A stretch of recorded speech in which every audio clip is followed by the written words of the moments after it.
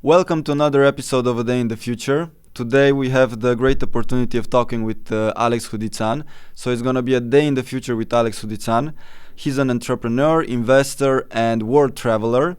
He's the founder of Amazonians, a community of Amazon sellers of more than 3,000 people who he's helped to learn more about the opportunities that Amazon provides. And we're going to discuss today about adaptability, as adaptability is the skill of the future that you need in order to actually go into a day in the future.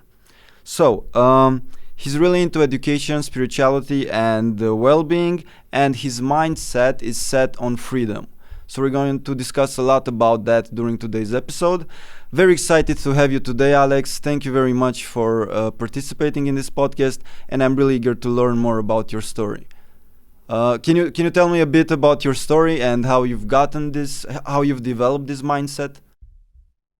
Hello, Cătălin, and everybody listening. Thank you very much for the invitation. Yes, indeed, I like that you mentioned the freedom part. That is very important to me and dear to my heart. And it has been one of my drivers in a way. I have been following freedom in all that it means. I label myself as a humble, enlightened millionaire. This, for me, is well, if I say it out loud, and sometimes when I introduce myself, some people are like, "Whoa, maybe a little bit too much." Mm-hmm. Like, okay, maybe woke or awaken or something like that. And millionaire, it's like a little bit too much. And usually I have to explain myself. And for me, enlightened, if you look it up in the dictionary, it actually means freed from ignorance and misinformation. Mm-hmm. So for me, this is the freedom within. It's the freedom of programming. It's the freedom of anything that has been before just led to me by society, by education, by my parents, and so on. So I want to be free of this misinformation and ignorance in a way. What triggered getting into this mindset, and what actually made you become awakened? Well, we'll get there. Okay, we'll get there. Second half is the millionaire, which for me represents the outside freedom. Because a millionaire is usually free to follow their own dreams. You're able to create in the outside the image that you hold inside. A lot of people are focusing on the inside, especially where I am now. I'm in Bali, and they are not focusing so much on the outside world, which I think is abundant also, and we can take advantage of it and create the beautiful world that we want to see. So where did I get this mindset? My life looked a lot different about 8 years ago. I was still employed. I was working in a big corporation in Bucharest. I was driving 2 hours to work, 2 hours back, had a cubicle job. My life looked normal from what I thought at the time. But a lot of areas in my life were not very stimulated, let's say. Mm-hmm. Like even with the relationship with my girlfriend, even with the job that I had, it was very like low energy. Everything I was doing was like Mm-hmm. So it was like a line. It wasn't really like... Yes, exactly, like nothing moving. Mm-hmm. Mm-hmm. So I was looking around and everybody seemed to be living the same life. And I thought, okay, it's fine. That's how it's supposed to be. But I also felt inside like there is more to life than this. And I started to be more curious. I started to read blogs, to watch YouTube and so on. And also started to put myself in different situations where I was meeting new people. and started going to a lot of events, meetups, networking events. And there I started to meet people that were actually doing stuff in their life. And that's where I started to be more curious. I started to take more action, and very soon after started to see the changes in my own life. So you're curious about what more can life offer, basically, in that. Yes. Yeah. For me back then, I remember my passion and my dream was to travel around the world. And I even found a guy that was doing it with $17,000 per year. And I thought, oh my God, if I can only get this money, I can do it also. Like a year around the world. Imagine that, seeing all these cultures, being immersed in all these worlds would be amazing. But even at that time, 17,000 seemed like a lot of money. Yeah. And I had a good salary. I was making about $1,000 per month, but I was living paycheck to paycheck. Like really, at the last days before salary were not the best. We're like, okay, we're eating McDonald's today. Yeah. And I got into this mindset, this freedom mindset, influenced a lot by the people I was interacting with. So first, the curiosity about what life can actually provide to an individual, that's what triggered you, because you could see that there needs to be more to life. And I like the fact that you said about the energy, because I believe when you're really enjoying life, you're always on high energy. Like you're just, okay, I get to do that and I get to do that. And it's always a new experience, and you're just enjoying yourself. Yeah, and that's where I think we should aim at getting. And developing that freedom mindset, like were there any what were the external influences or circumstances that helped you develop that freedom mindset, and what made that switch? Like what was the most pronounced thing that made that switch for you? I think there were two things. The first thing that comes to mind is meeting one of my mentors. His name is David, and he's the same age as me, but he was living a totally different life. He had a beautiful villa in the south of Spain. He had an Audi R8, my favorite car at the time. He had a Ducati bike. He was traveling around the world. He was also teaching others. So he was sharing some of the secrets that he had. And he was coming from humble beginnings. Like he wasn't raised with a silver spoon in his mouth. And he didn't like get all this from his family. And I started to learn a lot from him. But the most important thing was that he was an example that it's possible. I grew up in Romania, same as you. And I saw a lot of deals being done with the government, a lot of corrupt politicians, a lot of maybe pimps in my neighborhood that had the coolest cars. And in my mind, to make a lot of money, I would need to do the same. And it took to a meeting with David to see that an alternative is possible. So first, changing a bit your belief system, because by proof, by actually seeing it. Yeah. So after I met him, I realized that even though he's a great guy, he's not Superman. He's not a genius. He's not out of this world and oh my God, only he can do it. It was more about mindset than anything else. So first it was his proof that he can do it. Then I started to believe that I can too. And then it was the teachings, and then it was the reshuffling of my mind. It was, I like to call it the brainwash. Brainwashing myself in this mindset of freedom. So this was part one. And then the second thing that I think was very important in this shift, it was going to a Vipassana retreat. This is a meditation retreat that you go for 10 days and you sit in silence. And from 4:30 in the morning until 7:30 p.m., you meditate with short breaks, of course. No technology allowed, nothing to write, and you're not allowed to speak with anybody else. This was totally new for me. Like, I didn't know about meditation. It was just a lot of depression and anxiety in my life, and I was looking for ways how to solve it. So I went there, and one of the main takeaways for me was that I am not my story. The story that I was telling myself was that I am the rebel.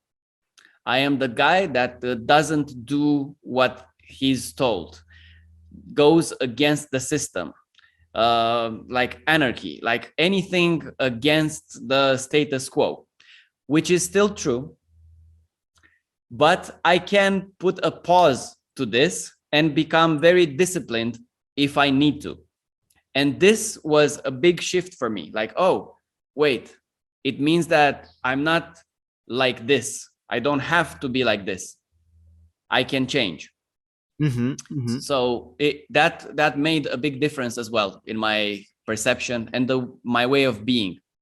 And what did you get to see yourself as? Like, if you were to after the experience, because you're not your story, definitely. But what are you? And for each individual, like, if you were to say, what defines an individual? Anything you want. Anything you want defines you. So if you're letting go of old story the narrative that you kept on telling yourself about who you are and what you want and all these things, and the reality is any second you can change. Exactly. Yeah. Like, I see it like this: in each second you define and you project your present, your future, and your past in a different way. So at each point in time you can see yourself and your life as being totally different, and it's all up to you. As you're saying, it's whatever you want. It's right. And because we have this ability to change the stories, then it's but it's easy to change the past. And in changing the past, we're actually changing the future as well. For example, I used to believe that I was thrown like a ping pong ball between my parents, and then they sent me to my grandparents, and then I was with my father, and because my father moved to another country, I had to stay with him, and then back to my mother, and then so on. And I always thought that this is like an unwanted thing. But then I went back and re-looked at this story. Like, the events were the same, but what can I perceive from this? Actually, my parents wanted the best for me. They wanted me to have the best education, and they wanted what was best for my future. So I was able to adapt very fast. This gave me a good skill for the future, to be able to communicate better, to learn a new language, got to spend quality time with my grandparents before they passed away. So all of these things were actually gifts. I was actually given all these things as a better future for me, like a way for the better future. So by changing this story, now when I am thinking about my past, like, oh yeah, my parents didn't want me and I'm doing la la la, or the same actions, the same things happened, but how I'm feeling is much more open, and I'm like, yeah, so good and so grateful and so appreciative of what happened. This exemplifies the power that the human mind has, like adapting your mind to see things in another perspective for the benefit of yourself is incredible. Like, just to think about it, life is as we want it to be. So that's a really good analogies that we've gone through. Okay, I want to ask you one question with which we can start basically our subject of today. What happens when you do not adapt to the new circumstances that arise in society? What happens when you are not capable of adapting to new? Well, I like that saying that says adapt or die. So I don't know if it's true literally, like I don't know if you actually go and die, but yeah, it's Or if it's you were pretty close. yeah, if you're to look historically, like the species that haven't adapted have died. Like that that Right. yeah, that's pretty spot on. So yeah, it makes sense. Like looking at it on from a high level, adapting to the new circumstances of the world has kept people from evolving, ke- has helped people evolve more and more. Like uh, adaptability has come from early history when we first became the species that could run on longer like longer distances and keep Mhm. ourselves uh, for a high period of time in the hunting mode, so we could be able to actually hunt and actually get our prey. So that was one step in adapting. Afterwards, you can see, like, going through the industrial revolution and so on, we've always tried to adapt to the fact that okay, for transportation, for example, there was too much manure on the streets from horses, and we needed to adapt and find another way in which we can transport ourselves within the city. So that's how the automobile became an option. So I see adaptation as the skill that ignites innovation, because it's the need of innovating that comes from the need of adaptation. So yeah, Mm. it's I'm really excited that we're talking about this, because I see it as the trigger for where we're going to get in the future, the need to adapt. um Yeah, and that's nicely said with all the history stuff. Yeah, when I'm thinking about this, I'm thinking about this quote with the adapt or die, and for me, it's also motivation to keep learning, to keep studying, to not saying, okay, that's it. I learned one skill and that's it. It also means that I don't want to focus on one thing too much. For example, for me, it's much easier to follow some trends and to ride the wave until I don't want anymore. Just stay at the same level. And then when it's time to pick up another wave, I'm ready.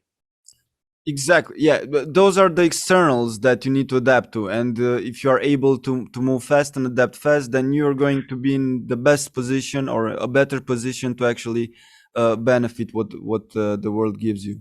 And like, how did you? What was the next step after Vipassana, and how did you uh, adopt this, adapting style, after you've gone through the mentoring part with David, after going to Vipassana and getting to better understand yourself and your perspective?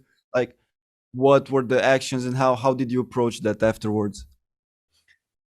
It was also the same time where my kind of my funds ran out. Before leaving the corporate world, I took a loan of 10,000 euros.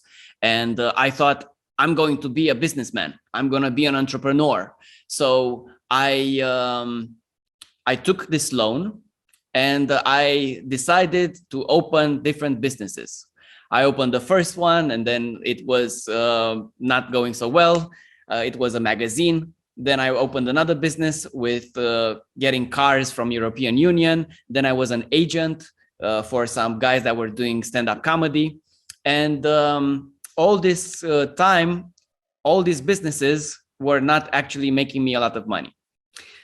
None, actually. So my 10,000 ran out in about 10 months. At the same time, my friend Ciprian told me, hey man, there's this new opportunity. We can sell stuff on Amazon. in US. We don't have to do anything, buy stuff from China, we sell it in US from our laptop. And I was like, come on. I don't know. Can't be. And he said, no, look, I did $700 profit. I'm like, oh man, yeah, that would be amazing. And he wanted to be partners, but I said, let me look into this and let me find more details, because I don't know, I'm doing already a lot of things in my life. So I decided we're going to have this mastermind with me, my friend Ciprian, and 3 other guys that were interested in this. And we said, we're going to be all in. So this is one thing that changed from Vipassana, from David, from all these teachings, was that when I found this new opportunity and I decided that it's a great one, I was all in. I didn't have any more money.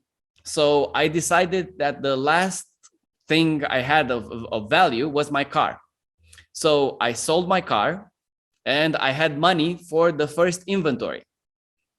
It took a long time to find what I want to sell, but I finally found my first product. And then the whole production and everything, that took another 4 months. And then I started to have success on Amazon. On my first month, I made $3,000 in profit. Yeah. What gave you the courage and the power to make that decision? Because you were doing a lot of stuff and then you were like, okay, I'm all in on it. It takes some guts to do that, you know? Like, what helped you do that, or what? I think it was the teachings from my friend and mentor, David, and it was what I decided for myself. I saw that the other things were keeping me entertained. I was still liking those things, but at the same time, I wasn't making money. And I knew for myself that I need at least $3,000 for the lifestyle that I want to create for myself. 5 months after I started my business, the Amazon business, I packed my favorite clothes in one big suitcase and I started traveling around the world. That was 7 years and 7 months ago. What you were saying in the beginning, that you want to travel the world, started actually, became a reality. Exactly. Little by little. Yes. At first, I was very tempted with the normal things that people do when they get a lot of money. Buy the big house, buy the big car, the fast car. And I was raised in this environment where these things are normal. But I also was remembering all the time what my dream was. And that was to travel around the world. And I was thinking, oh, I only need 17,000 per year to do it with backpack and staying in hostels and so on. So now if my income is growing every month, maybe I can do it in a different lifestyle and I can do it even better, not in hostels, but in hotels and in Airbnbs and being with in different kind of environments. So that's what I did. I followed my dream. What brings you the most joy in traveling the world and traveling to different places? Like, what's the thing that brings you the most joy in doing this? I think it's kind of the same we were talking about. It's this discovery of finding new lands. You know, it's this Christopher Columbus kind of like, okay, I'm going to go where no man has gone before, something like this. This is the adventure part. Like I'm feeling a lot of excitement when I'm going somewhere new.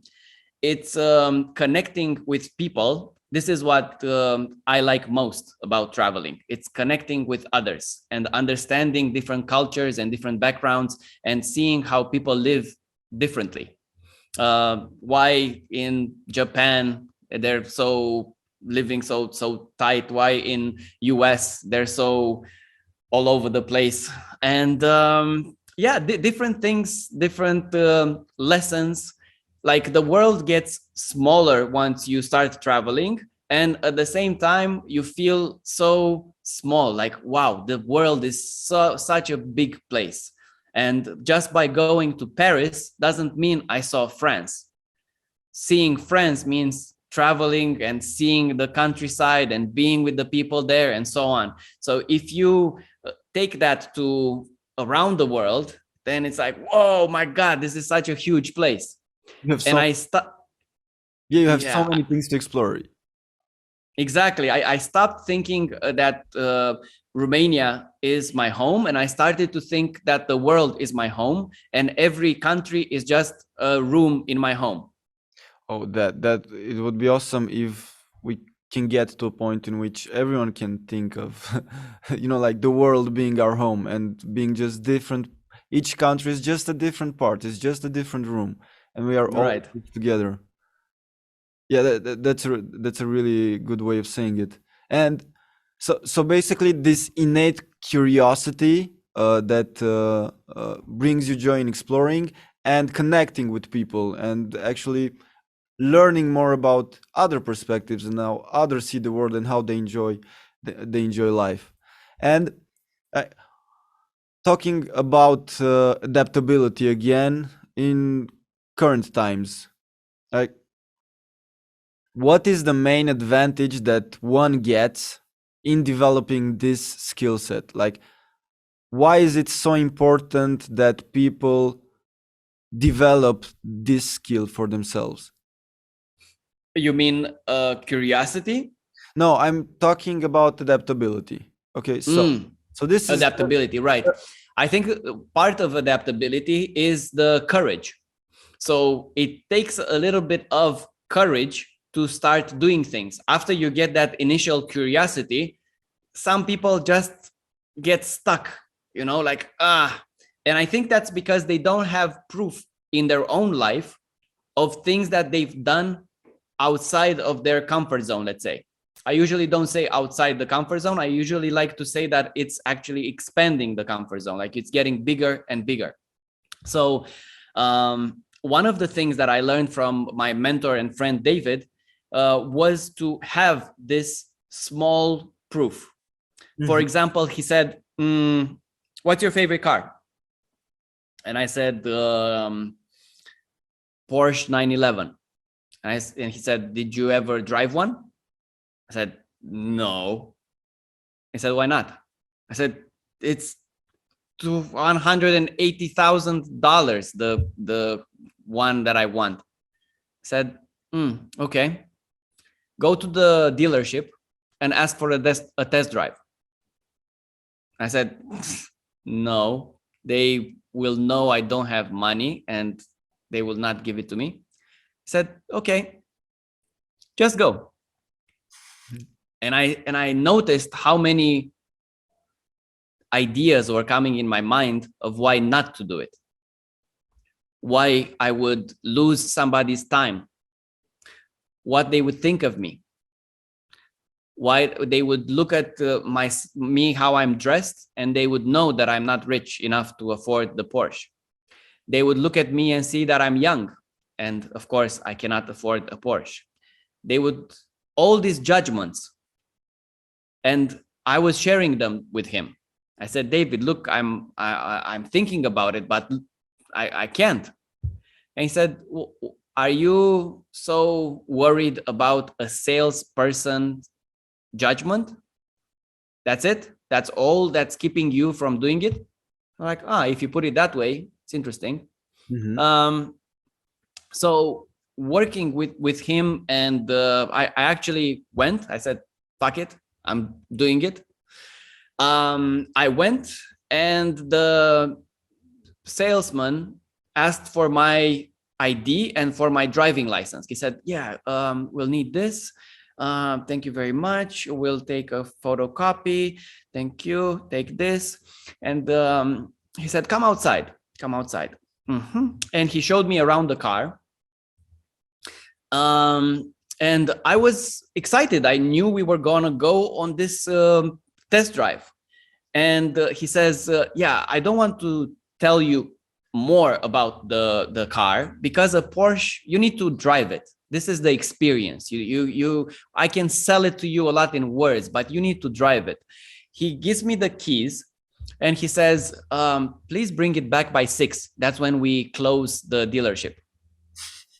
I was like, I was trying to be cool, like, yeah, of course, thank you. Give me the keys. I put them in my pocket, and then drove away. And I knew at the time he cannot see me anymore. Like, I drove away from his point of vision. I was like, yeah, oh my God, oh my God, oh my God, I cannot believe, oh my God, I'm in my favorite car. This is amazing.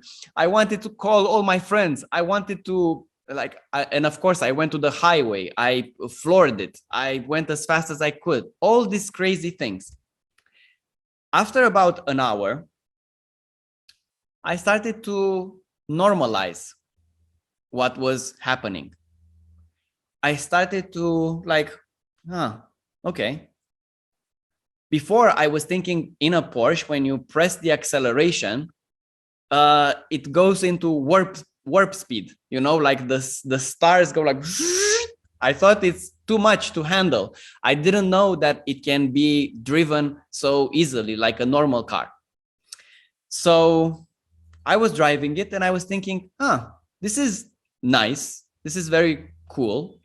But at the same time, I took it very down from where it used to be on the pedestal, this is actually doable. It's not crazy hype, Anyway, I took the car back, and this was one of the things that I did, proof that I can, normalized it. And then I did it again with another car, and then again, and then all these actions that I was doing, that my friend David was telling me to do, were actually testing my courage as well. Bam, a little bit, a little bit, a little bit.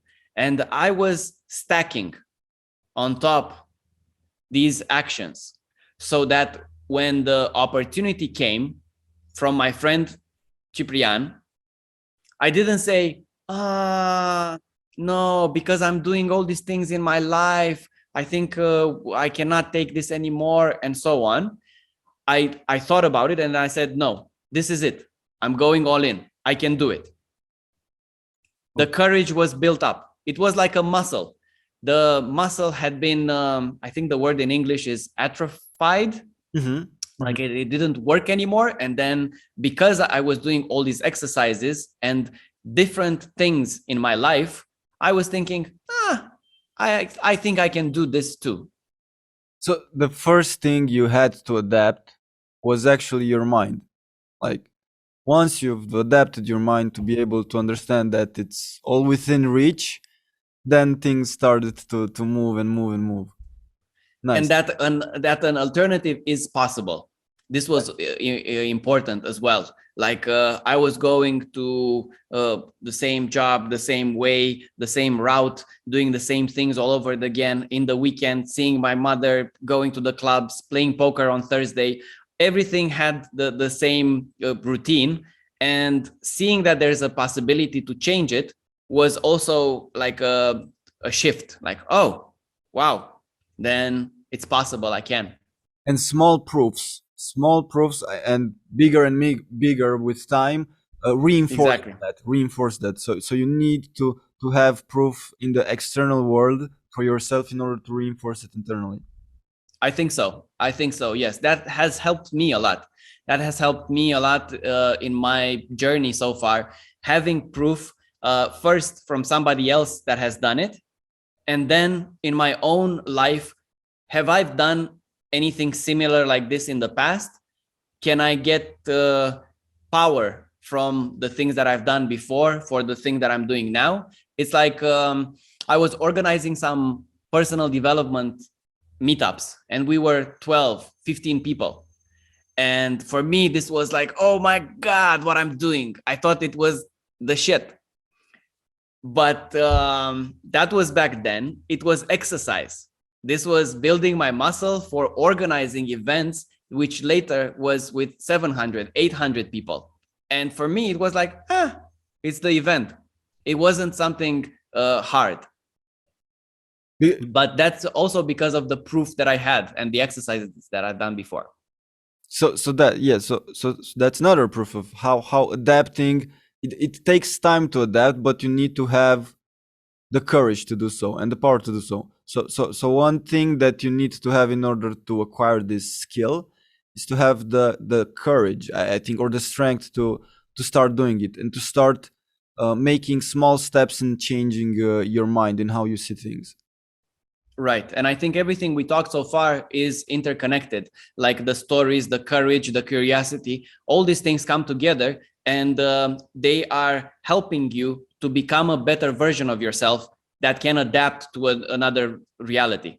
Because if you're stuck in the same routine, then it's hard for you to adapt to something new when it just hits you. Like, okay, no more, I don't know, a new job like dentistry. They're talking about having robots that are going to do this job. So like for tomorrow, no more dentistry. We solved it. It's going to be robots.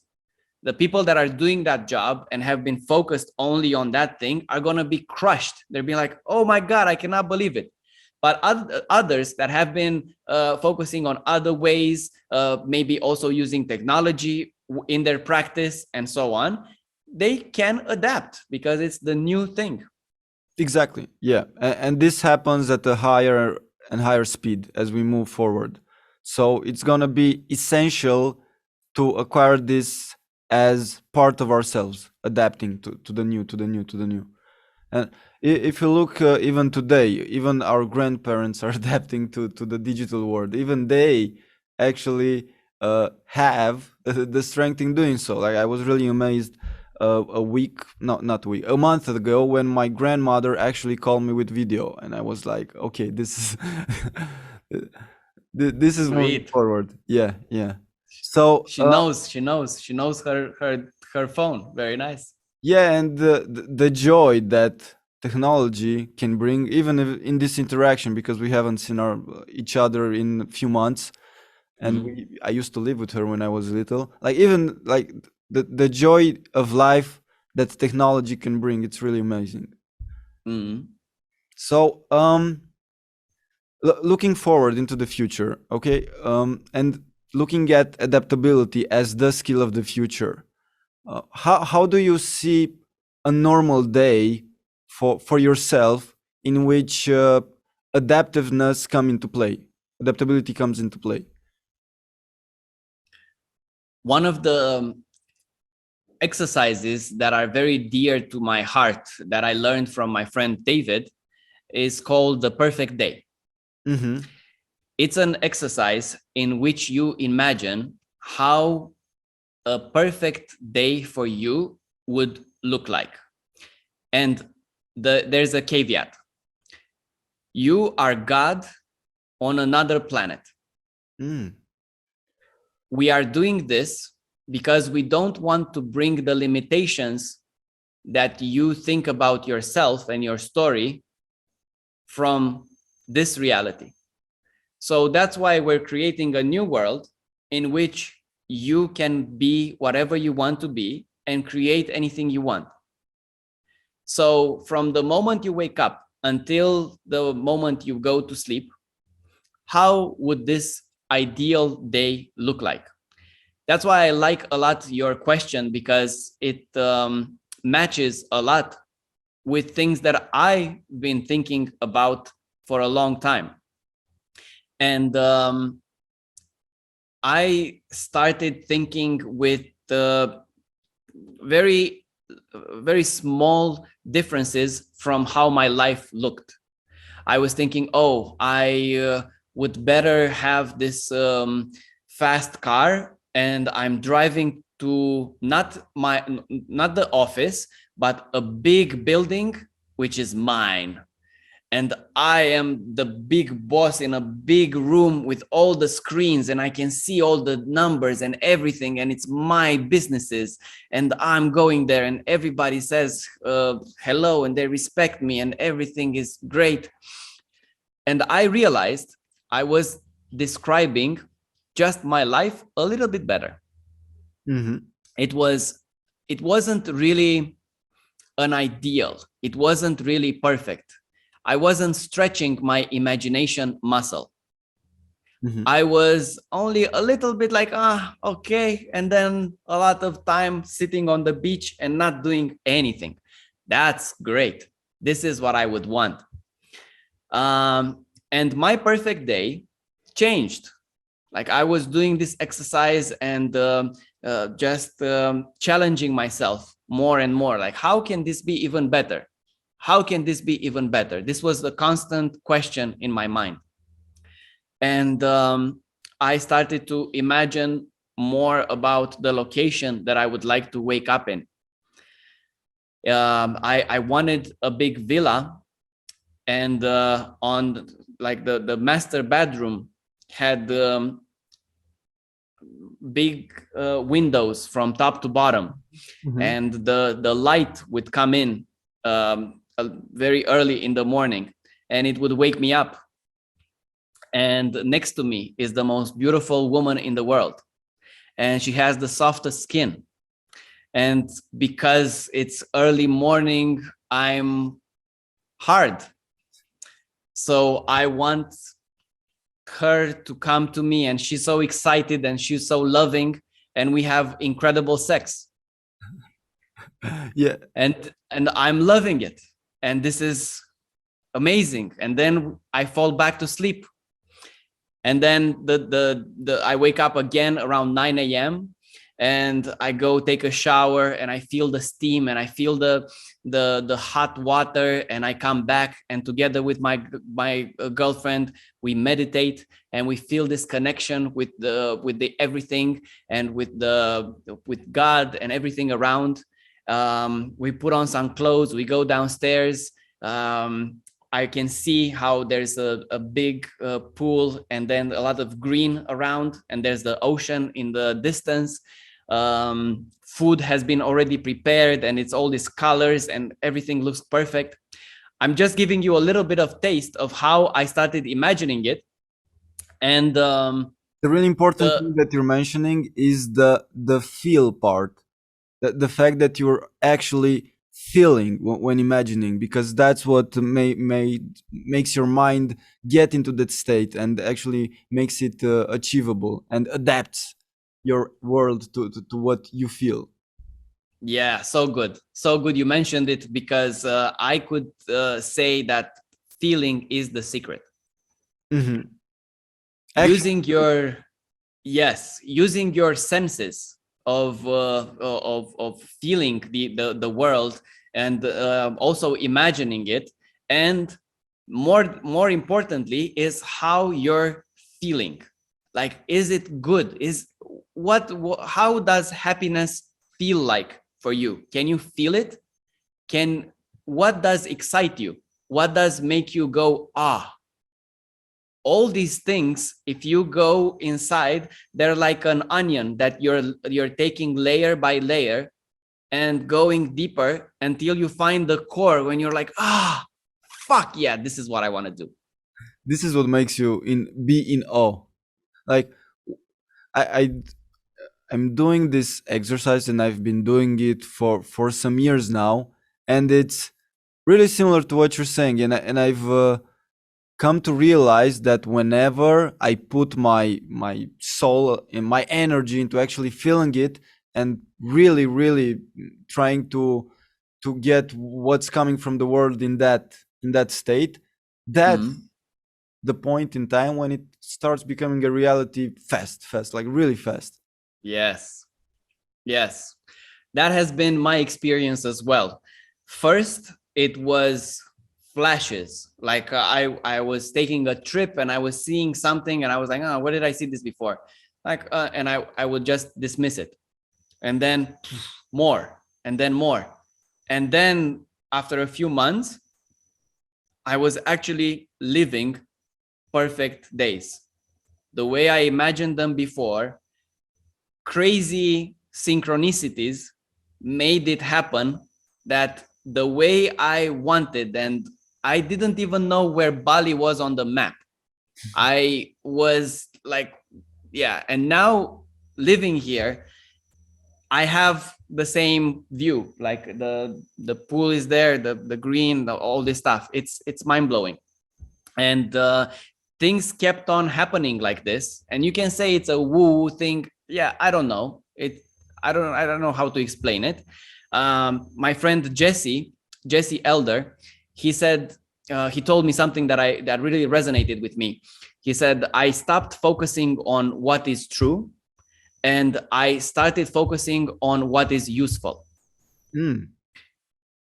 So for me, I don't care so much of it being true or not, but I see it as very useful in my life to do this kind of exercise of practicing my imagination muscle, of seeing what does a better world mean just for me, and then for the world that I want to live in.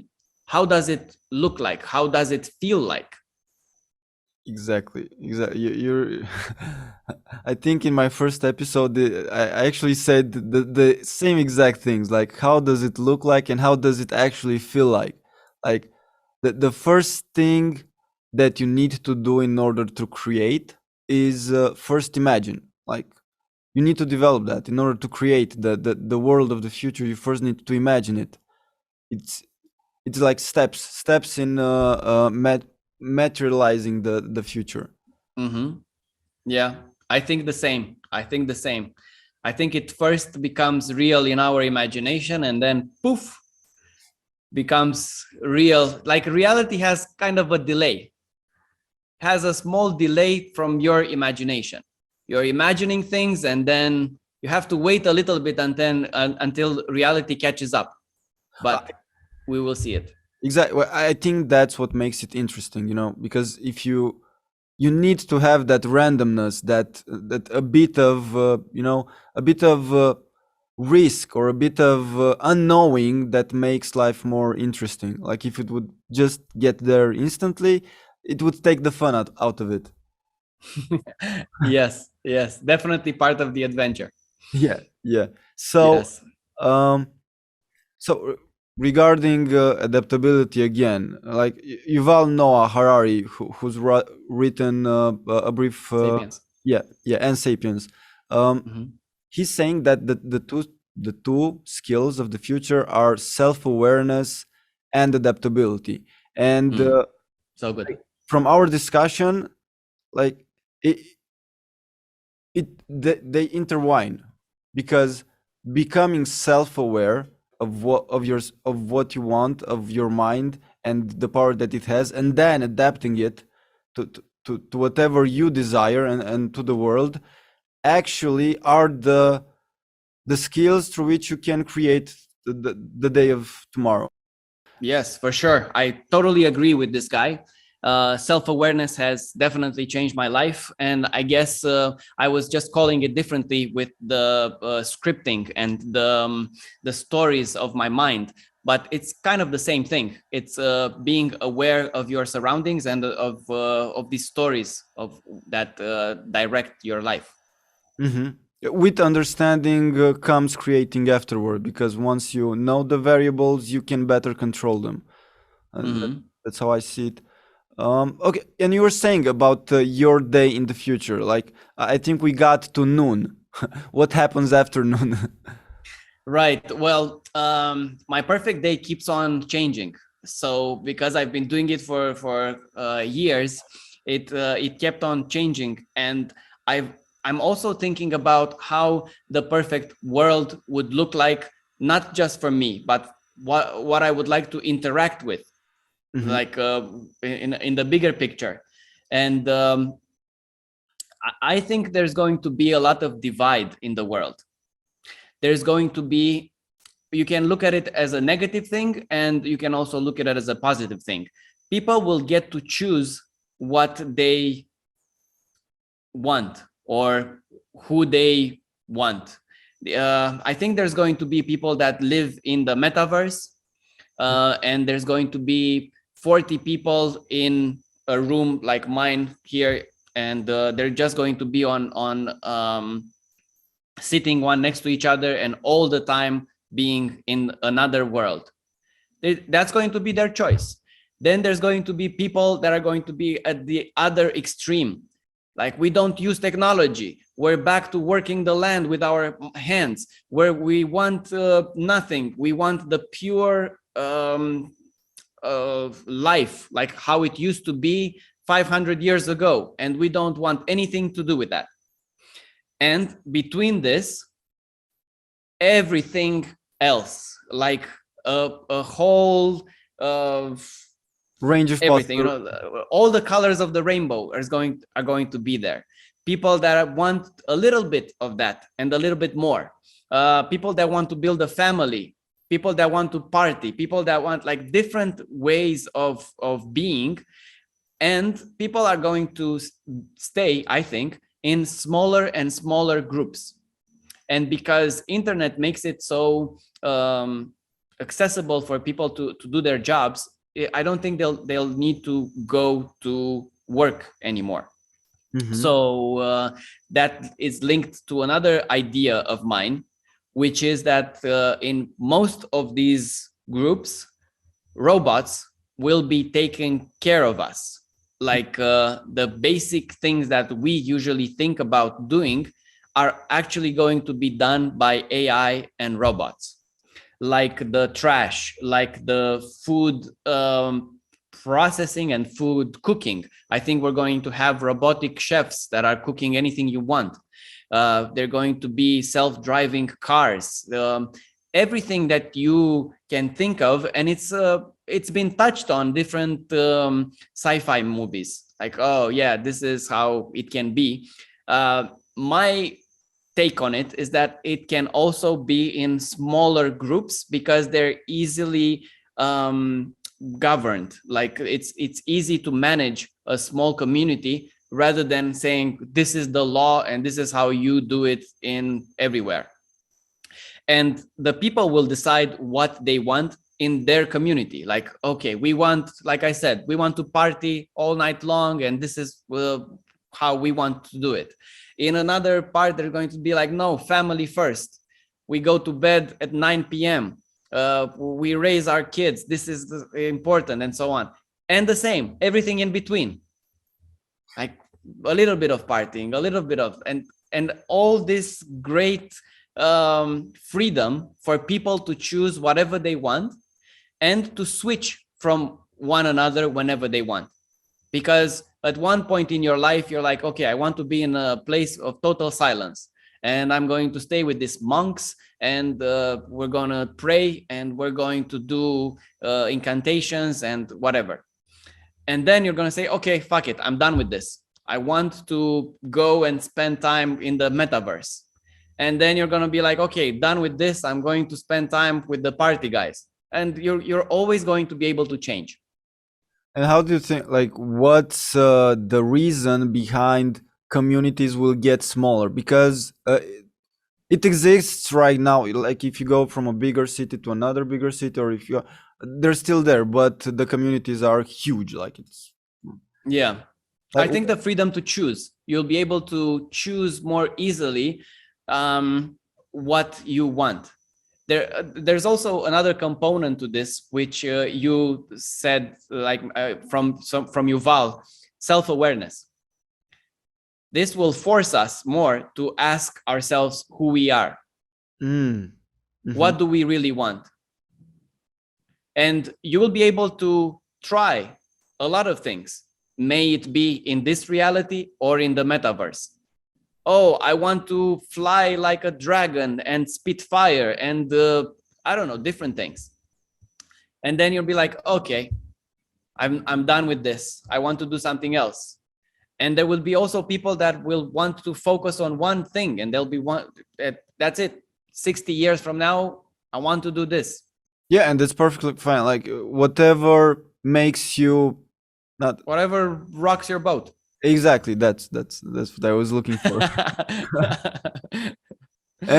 and getting back to adaptability, in that age in which robots will definitely take care of all the repetitive tasks that will exist in the future and all the work that's not necessarily creative, I believe.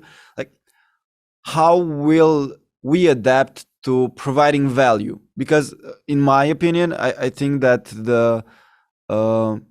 one of the things that rocks our boats is the fact that you provide value to others, the fact that you can give, the fact that you can actually bring something into the world that would not be without you there. And currently people can do it through different, jobs, through different, like, how will they adapt in providing value? I know, like, it's a really No, best. I totally get it, because I used to think also, like, what would happen if somebody would come in and clean my house? What if they could take my laundry and do that as well? What if somebody could go and wash my car? What if all these things were taken care of? What would I do? I would have a lot of free time. And how do you make the most out of this free time in adding value to the world and to others?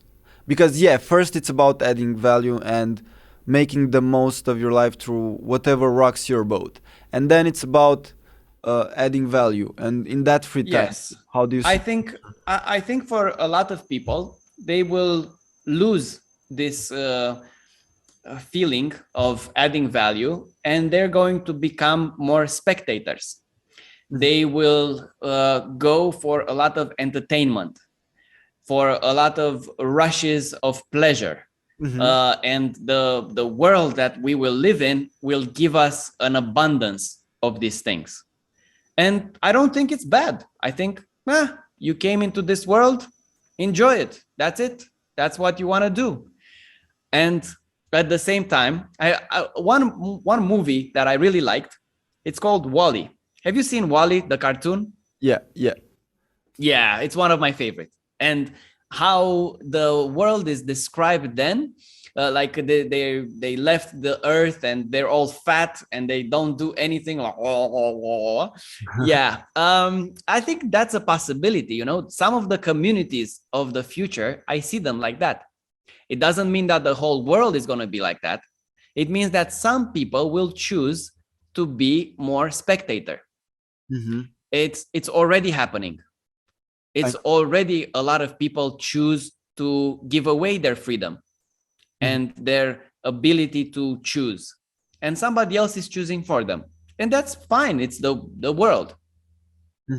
I don't want to build or to create a world, to be part of a world of martyrs, of people that are saying, no, we need to change the world and we need to make it better. And like, okay, but what about your life? Are you enjoying what you're doing? Are you having fun? Or is it just because of this punishment that you feel that you need to make the world a better place? It's a very different thing when you look at people that are coming from this neediness. They're coming to you and they're saying, please give me, the world is full of hungry people, donate to our charity, and so on. And there's another thing when somebody really finds an innovation and can propose to you a solution for the problem that is out of the normal view of people. They can organize a party. They can say, come on, bring your friends, we'll do this. And then with the money that was raised there, they will do something else. And this is just a small example, but there's always people that are thinking innovation and breaking the barriers. And there's people that are saying, no, just give, like there's a big pie and we need to divide it. And if I would give more from my side of the pie to the other, it would create equality and we would all be happy, and sun would be up all day. Yeah, that sounds idealistic. Yeah. Yes. So where was I going with this? It was We were talking about freedom and the fact that when you will have freedom in the future, you can do whatever you want with your time, be it just enjoying life or being innovating. And you were talking about how these two types of categories, although there are lots in between, actually work. Yeah, and I think for some people, especially for me, how it was. And I think for a lot of people that will go through changes in their life, they will want to be more selfish at the beginning. When the free time comes in, you want to fill it with pleasurable things and with things that give you pleasure. Like I wanted to travel around the world very selfishly because it was bringing me pleasure. I wanted me. A lot of me was involved. After a while, I noticed that even though everything was good and I was living how I wanted, I was still feeling a little bit of like, maybe this isn't it. Like I'm getting everything I want and still feels a little bit off.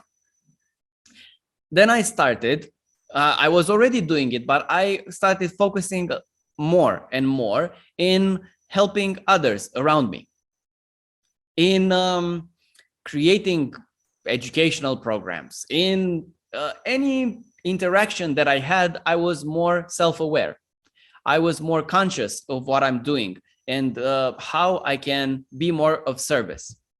And this also started to shift a lot of my life, of my, let's say, baseline of happiness.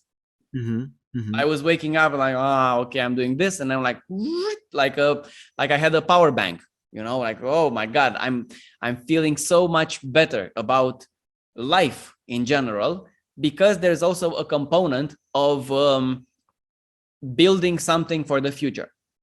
And I think this comes in as natural. It doesn't need to be forced. It's not like, kids, come on, you need to save the world. You need to do it, because if you don't do it, we're all going to die, and you need to do it. And coming from a place of fear is so much different than making it from a place of love. Like, already my glass is full, and now it's coming coming over, like overflowing. I agree. But because just to follow up on this, because I find it really interesting. It's like the pyramid of needs, like first you need to have your basic needs, and then to be self-sufficient, and then enjoy yourself, because that's the most important person in the world, yourself. And then you get to so what I would see in the future is actually helping everyone getting easily to the top of the pyramid, everyone. And then with the free time that you have and the freedom that you have, what the possibilities would be for that type of society. Like, I used to think that when you wake up and you have all the free time in the world, all you'll want to do is go back to bed. Like, fucking shit, that's it, I'm going back to sleep. But actually, in a lot of the days, I feel very excited about the world, about living, about like, oh my God, what do I get to create today? Exactly, yeah. And I think it needs, at least for me, I think I needed to pass through all these steps so I get here. I don't think anybody could have told me, like, you know what? Money is not really important. It's about happiness. I was like, get the fuck out of here, man. You don't understand. I need my Porsche, okay? I need it. And I was in that mindset. Of course, intellectually, I could understand, like, oh yeah, it's better. It's a way of living and so on. But I wasn't congruent with this. I wasn't actually, all my cells in my body were not aligned with this version of the truth. And I had to live my life, go through all these stages so I can get to this truth myself. So I can be now like, okay, this is where I am in my life now. I don't know how it's going to be in the future, but for me, at least now, this is what I want. I want to create, to build, to have this exciting life for myself and for those around me. So you had to really get it first and actually build on solid foundation this pyramid, if we were to make an analogy.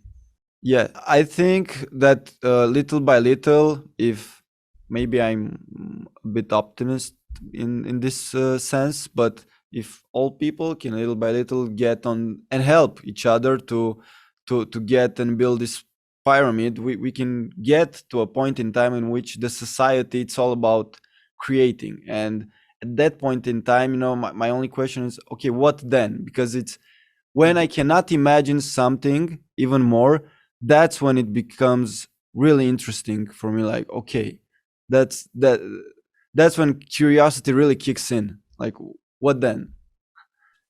And like we were concluding before, I think it's also this relationship that we have with the unknown. Because once we know everything, if we would know everything, it wouldn't be so fun. It wouldn't be so exciting. There's a video by Alan Watts. It's one of his lectures, actually, but it was turned into this small clip where he talks about how you can imagine if you can dream a dream and that would be the best life of your life, what would it be? And then you start imagining and you have all the pleasure and all the things that you dream about. And then you start adding other things. And it only takes like 1 week of this day by day to at some point imagine that what you really want is a button called surprise. Exactly. Surprise. Yeah. Adventure. I don't know. Just surprise me. Just whatever, just surprise. And I think this is what we're doing. This is our life. And our relationship with this surprise, the better it is, the better our life is. Exactly. It's like, but what we talked up until this point, it gets to this. Because even in that day of the future that you're describing, like if you were to be able to do everything in the metaverse or in the world because everyone else, like the robots, would take care of it, you would still seek that surprise, that excitement of life that makes it worth living. So yes, yeah, I think so.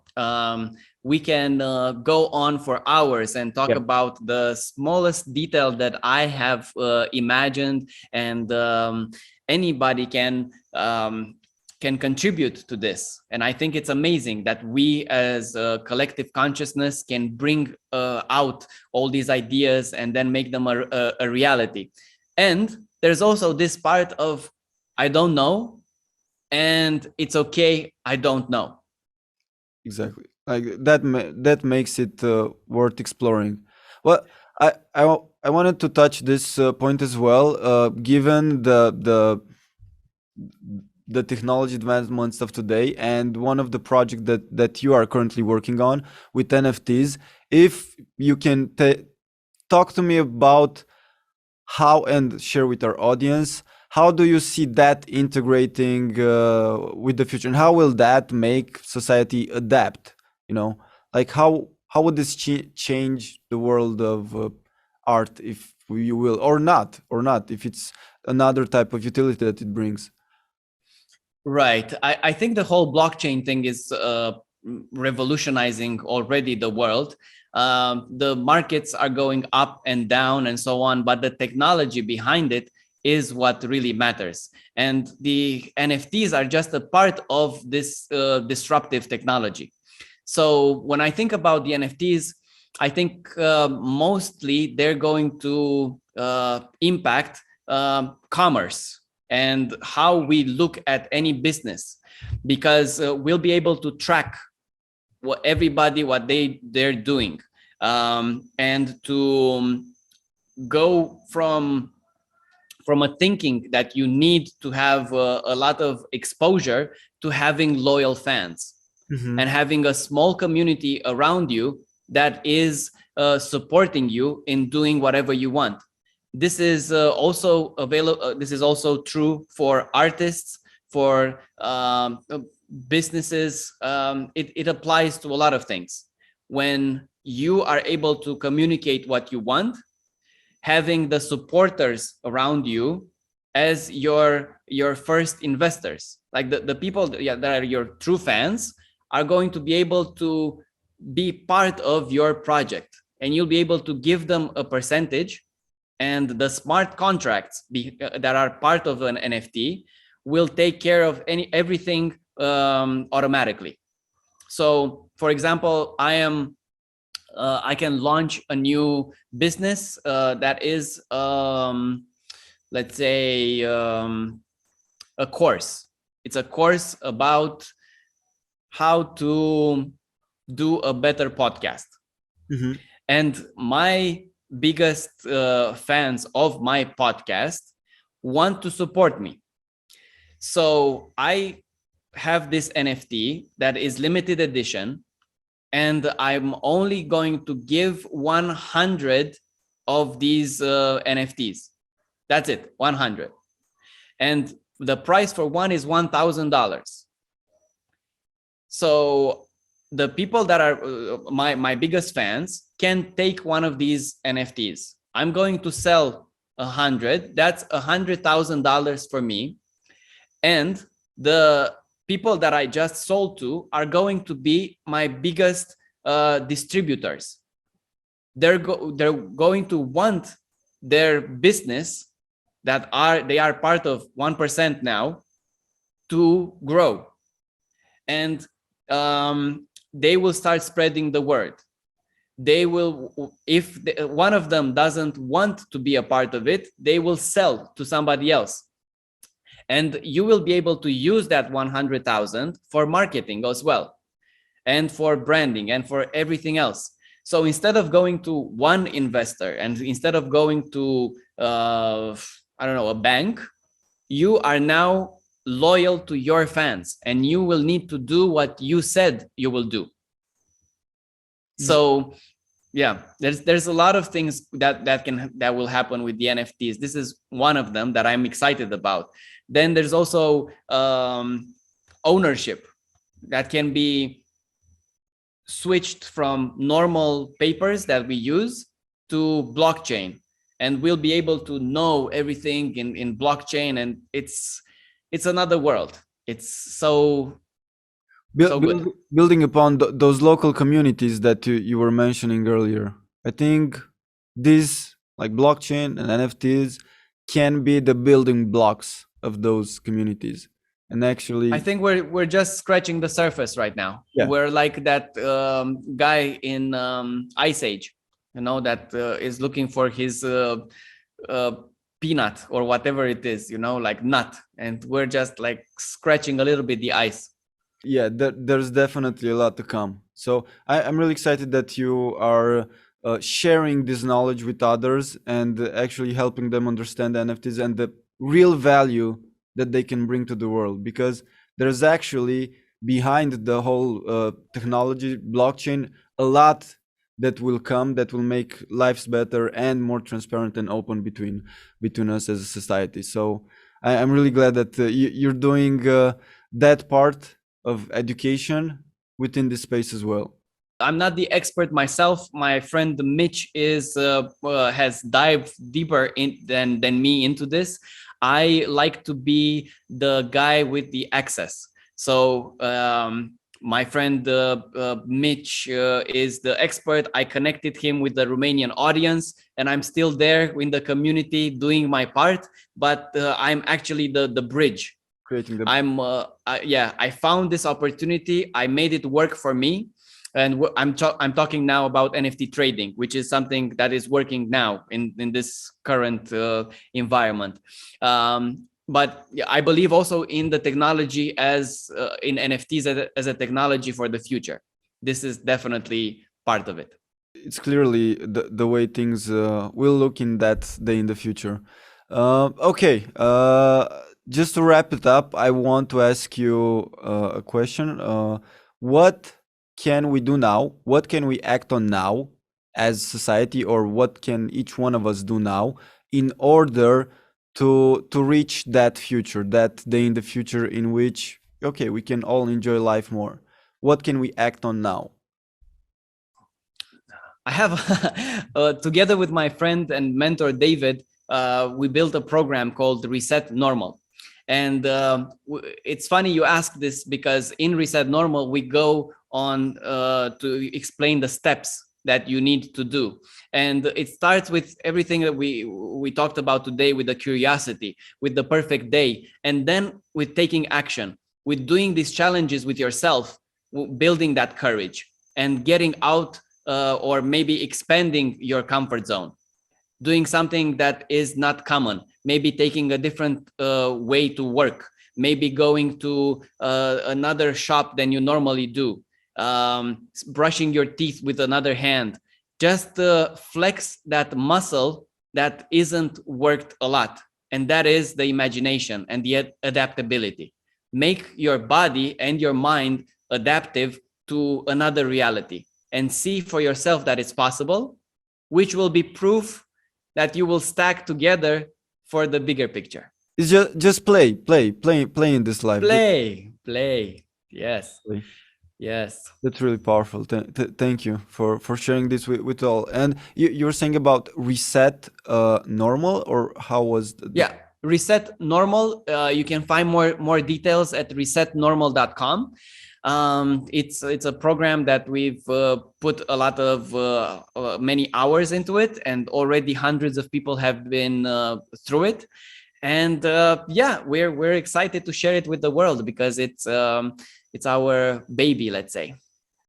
Just so it's really easier for people to understand, who is it for specifically, or who would benefit the most out of it? The way I was thinking about it is, if I could talk to myself from 8 years ago, what would I tell myself so that I can speed up the transformation? Okay. How can I find more meaning and purpose in my life? How can I change the baseline of my freedom, of my prosperity, of my joy that I'm living every day? So, for example, I was maybe a 5 daily. How can I change that to a 9? Go from here to here. And this is basically it. This is a philosophy, but it's also action philosophy, because it's one thing to know about it philosophically, like, oh yeah, what is important in life is about, yeah, I get it. But what are you actually doing in your life? Do you have proof of the philosophy that you think you are practicing?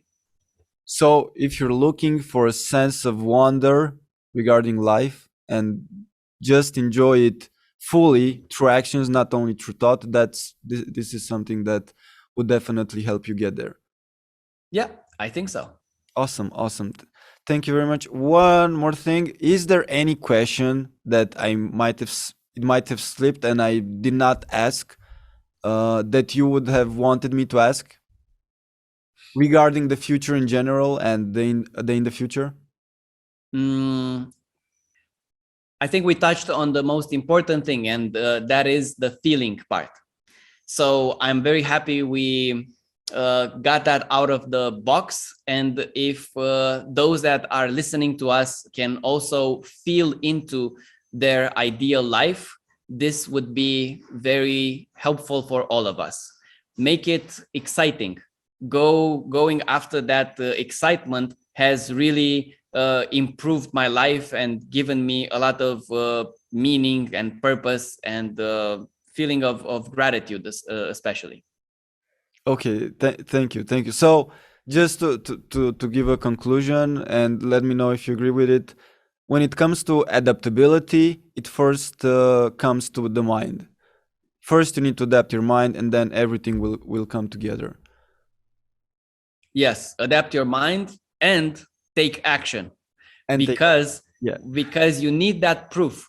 You need those small things that you are doing in your life so you can get to the bigger things that are waiting on the other side. Okay, awesome.